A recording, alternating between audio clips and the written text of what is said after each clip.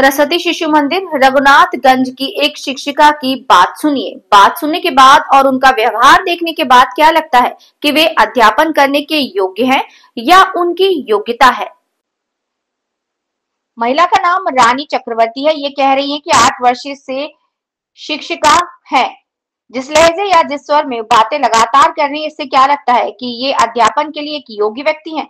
संस्था के बाहर जिनका ऐसा व्यवहार, संस्था के भीतर वो क्या प्रकार का व्यवहार करती होंगी। जो बुद्धिमान विवेकवान है वो आसानी से समझ जाएंगे कि वास्तव में इस महिला को, जिसे सरस्वती शिशु मंदिर से सेवा मुक्ति या हटा दिया गया है, विद्यालय प्राधिकरण ने एकदम सही काम किया है। यहाँ तक महिला का पाठ और रीडर का संवाद होगा। अब हम दिखाएंगे रघुनाथगंज के उस शिशु मंदिर में कुछ बच्चों के अभिभावक और शिशु मंदिर के कुछ शिक्षक शिक्षिकाएं और प्राधिकरण इस विषय पर क्या बात कर रहे हैं। उस महिला के विषय में ये विस्तार से देखिए हमारी खबर में। प्रिय दर्शक, आपको क्या लगता है कि इसके बाद उस विद्यालय में सेवा मुक्त रानी चक्रवर्ती की वास्तव में अब कोई आवश्यकता है। उनका व्यवहार ये कह रहा है कि वो गांव में ना माने तो अपने आप मुखिया जैसा बोल रहा है। तो क्या उस महिला को भीतर से या बाहर से कोई व्यक्ति उकसा रहा है।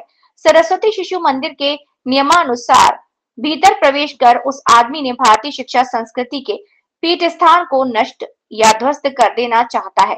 कौन है वो व्यक्ति। जिस स्थिति में जहां विद्यालय प्राधिकरण और प्रबंधन का निर्णय है अंतिम है, वहां किसी और के दखल देने की कोई आवश्यकता नहीं है।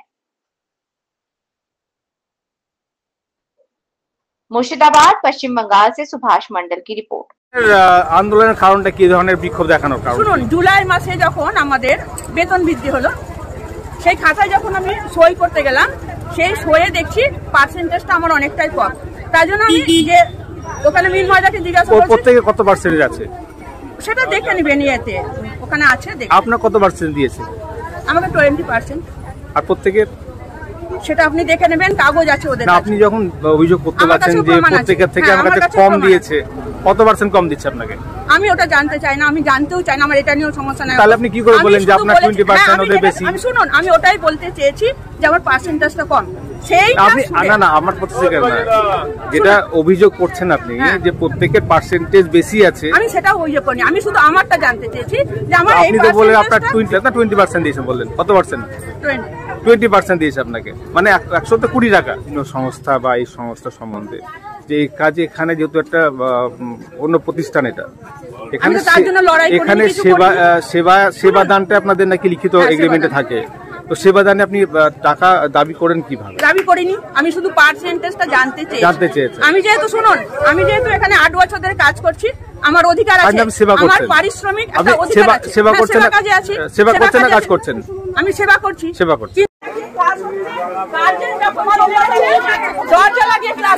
আপনি ম্যানেজমেন্টকে জানিয়েছেন? কোন ম্যানেজমেন্টকে? হ্যাঁ, এই তো সব জানি। না, আপনি কি ম্যানেজমেন্টকে জানিয়েছেন? লিখিত হবে লিখিত জানিয়েছেন? ডকুমেন্ট আছে আপনার কাছে, দেখাতে পারবেন? কোনো চিৎকার করিনি, কোনো চিৎকার করিনি। আপনার ম্যানেজমেন্ট কি বলছে? ম্যানেজমেন্ট কিছু বলছে না। ম্যানেজমেন্ট বলছে টার্মিনেশন লেটার দিয়েছে আমাকে, কিন্তু কোনো টার্মিনেশন লেটার দেয়নি। কোনো টার্মিনেশন লেটার দেয়নি। থানাতে গেছে বারবার।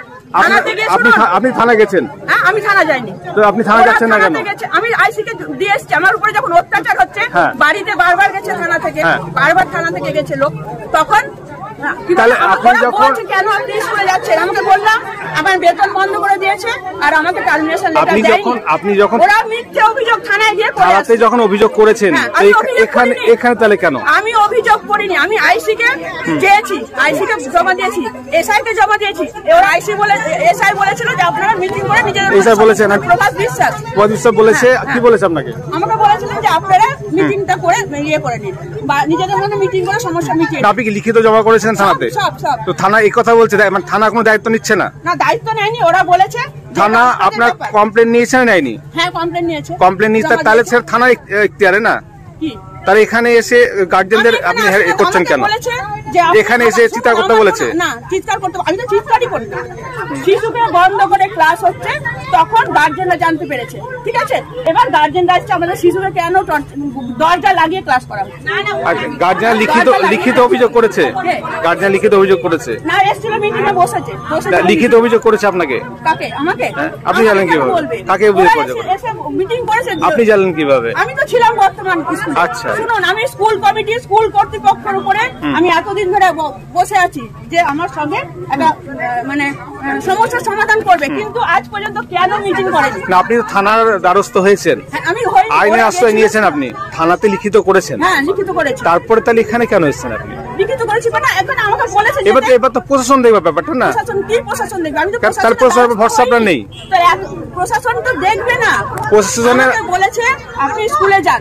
তাহলে আপনি প্রশাসনের উপর ভরসা করছেন না? ভরসা করব না, আমাকে যখন বলেছে ঠিক আছে যখন প্রশাসন আপনাকে, আচ্ছা আপনাকে এখানে আইসি সাহেব বলেছেন এখানে আসতে, স্কুল আসতে বলেছে, প্রতিদিন কাজ করতে বলেছে। যেখানে শিক্ষকদের বর্তমানে যে সরকারি নির্দেশিকা জারি করা হয়েছে যে ডিএলএড রাখতে হবে, সেখানে উনি করেন এই ধরনের অভিযোগ করে, কি বলবেন এই বিষয়ে?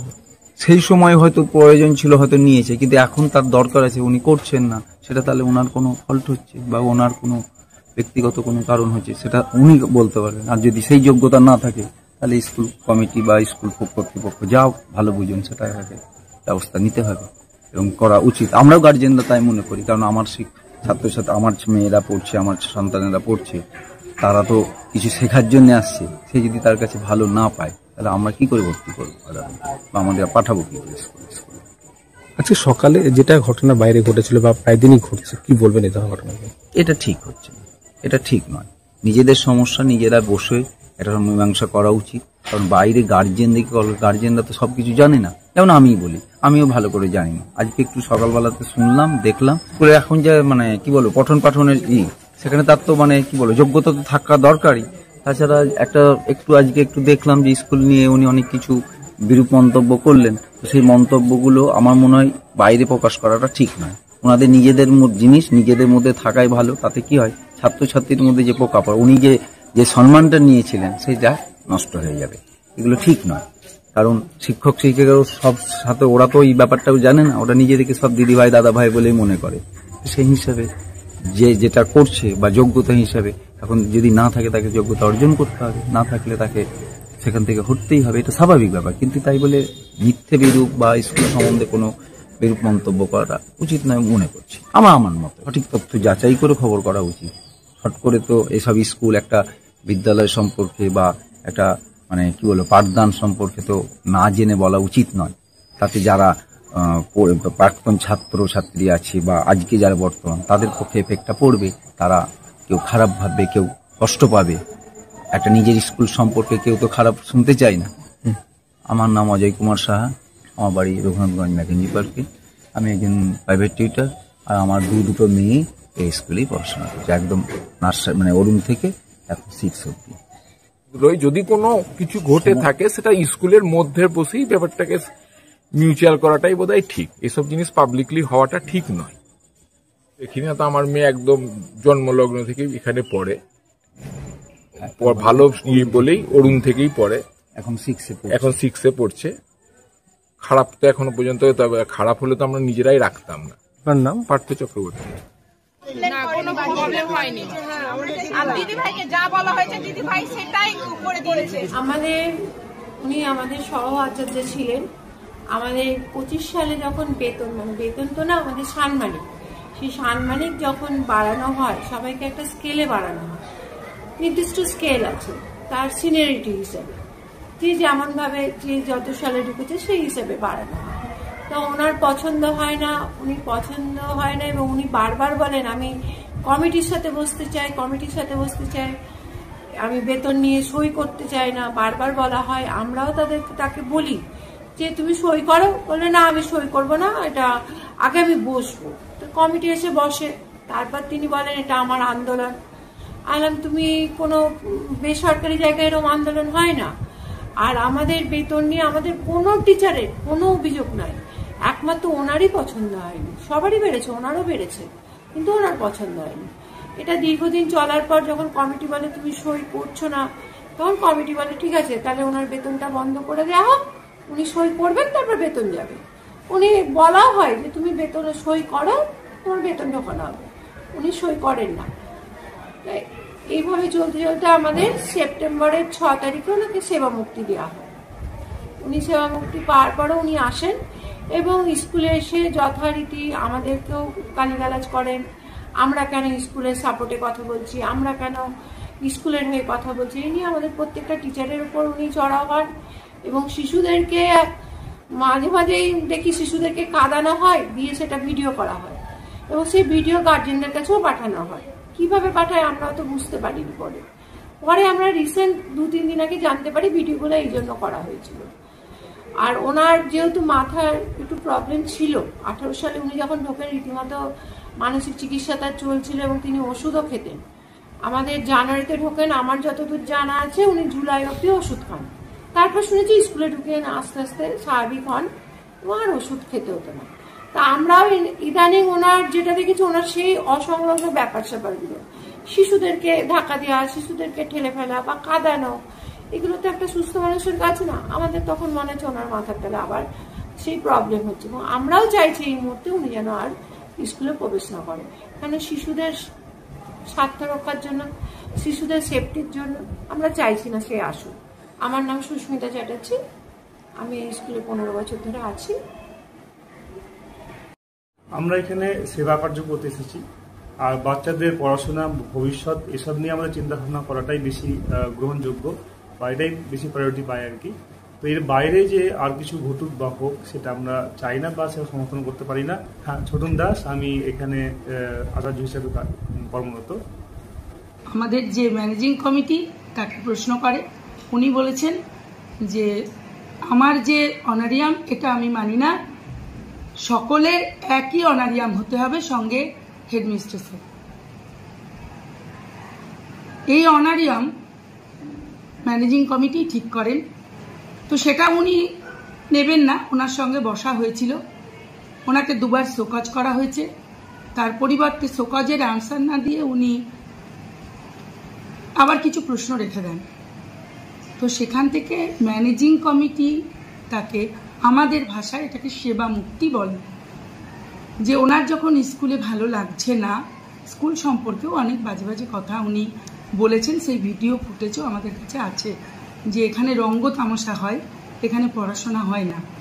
তো যাই হোক, ম্যানেজিং কমিটির যে প্রেসিডেন্ট মাননীয় শ্রী ভজন কুমার সরকার এবং সেক্রেটারি মাননীয় শ্রী অনিল কুমার সরকার, ওনারা এবং কোষাধ্যক্ষ বসে আছেন আমাদের মহাদি, এরা মিটিং করে তাকে টার্মিনেট করে। তো এটা দেওয়ার পরেও কিন্তু উনি স্কুলে আসছেন, স্কুলে এসে স্কুলের পরিবেশ নষ্ট করছেন।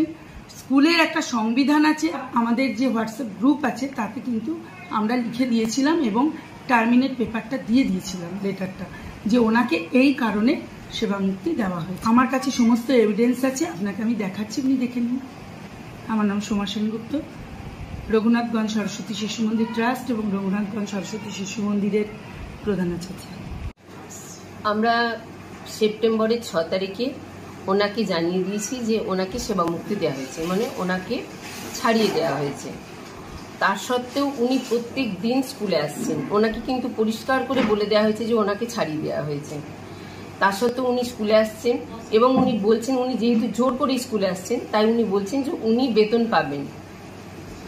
আমাদের সিদ্ধান্ত কিন্তু আমরা জানিয়ে দিয়েছি, তাহলে উনি কোত্থেকে বেতন পায় উনি বলুন। আর উনি যে বেতন ওনার বন্ধ করা হয়েছে, উনি যে বলছেন, উনি কিন্তু এপ্রিল মাস থেকে বেতনের খাতায় সই করছেন না। ওই জন্যেই আমরা তারপরেও এপ্রিল, মে, জুন ওনাকে বেতন দেওয়া হচ্ছে, শুধু 2 মাসের, কারণ উনি বেতনের খাতায় সই করেননি। আর উনি যে এগেনস্টে, আমাদের এগেনস্টে বলছেন যে আমাদের বেতন কাঠামোটা ঠিক নেই, ওনাকে পরিষ্কার করে বুঝিয়ে দেওয়া হয়েছে যে বেতনটা কিভাবে বেড়েছে। ওনারও বেতন বেড়েছে, কিন্তু উনি ওনার বেতন যেভাবে বেড়েছে ওনার পছন্দ নয়, ওনার আরো বেশি বেতনের দরকার। সিদ্ধান্ত নিয়েছেন, কিন্তু উনি সেই সিদ্ধান্ত মানছেন না। আমার নাম মৌহা রায়, আমি এই ম্যানেজিং কমিটির কোষাধ্যক্ষ।